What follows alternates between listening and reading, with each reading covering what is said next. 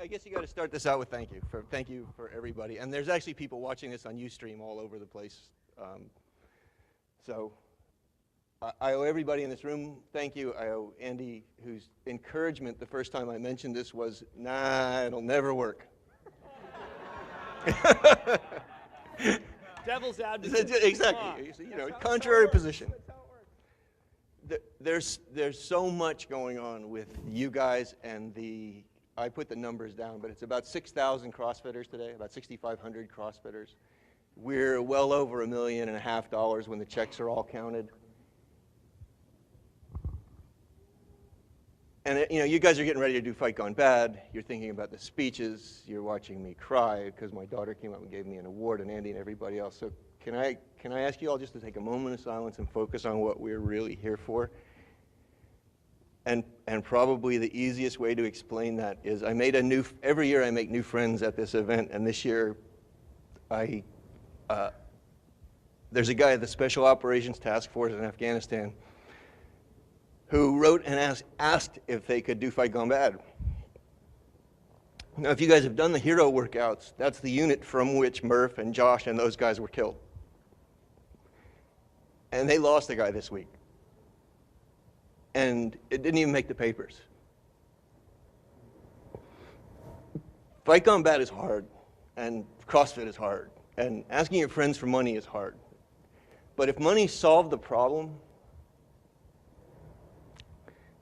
so before I say anything else, will you guys just a few moments of silence, not just for him, but for all those people we lost to cancer this year, that aren't here this year, that were here last year, and those people that are forgotten in a desert someplace.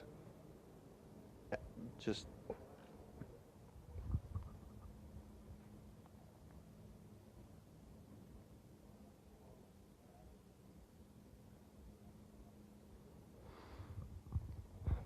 so what I really wanted to say, I knew I was going to get a chance to say something.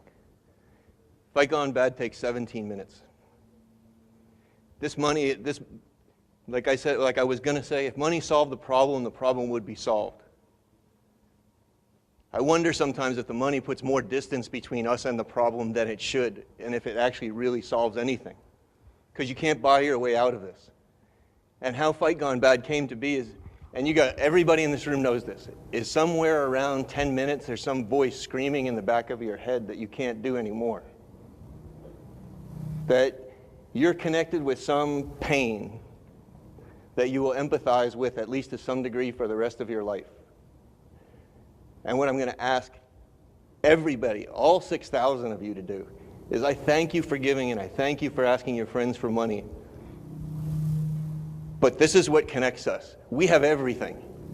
If you got to do Fight Gone Bad, if you get to go to CrossFit, if you get all of those gifts and blessings, sometime in your 17 minutes today, you think about the 13-year-old kid who's not going to see 14, or Murph, or Josh, or the 470 other guys in Afghanistan who did this workout last night that are going to come home to no jobs, no money, no services. That's why I do this, because, as Andy said, during the time that we were training together, if you sit still long enough, or you suffer bad enough, and CrossFit is certainly adequate to that task, there's a bell that goes on that you're connected with everybody else's pain and suffering. And that bell can't be unrung. And for some of you today, that bell is going to go off. You're going to connect to all of those people that are nameless and faceless to you and who you are donating to. But I know those people, and I know that they know what you're doing, and we got the letters, and we get the cards, and we get the huge gift of knowing that they're touched by what you do. So this isn't just 17 minutes of Fight Gone Bad. There will be a second in here where that bell goes off for you. I swear to you it will go off, and you will connect to that guy who is scared spitless in a desert someplace 3,000 miles from home, or that little kid who's 12 years old and a doctor just said, you're not going to see 13. That's what Fight Gone Bad is about. It's about connecting us all together. the money will help the problem. And it gives what we do some weight. It's what they write about. But it's not them and us anymore. It's just all of us. And I appreciate the opportunity that you guys have given me to put that into action even a little bit, because it's just you working through some guy behind a desk in Oregon. I can't thank you guys enough. I appreciate everything you've done for them.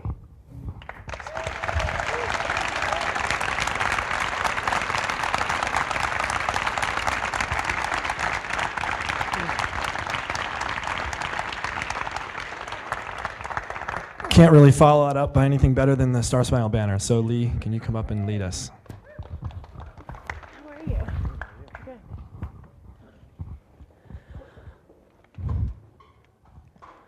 Oh, say, can you see by the dawn's early light what so proudly we hailed at the twilight's last gleaming, whose broad stripes and bright stars through the perilous fight o'er the ramparts we watched were so gallantly streaming, and the rocket's red glare, the bombs bursting in air, gave proof through the night that our flag was still there. Oh, say, does that star-spangled banner yet wave o'er the land?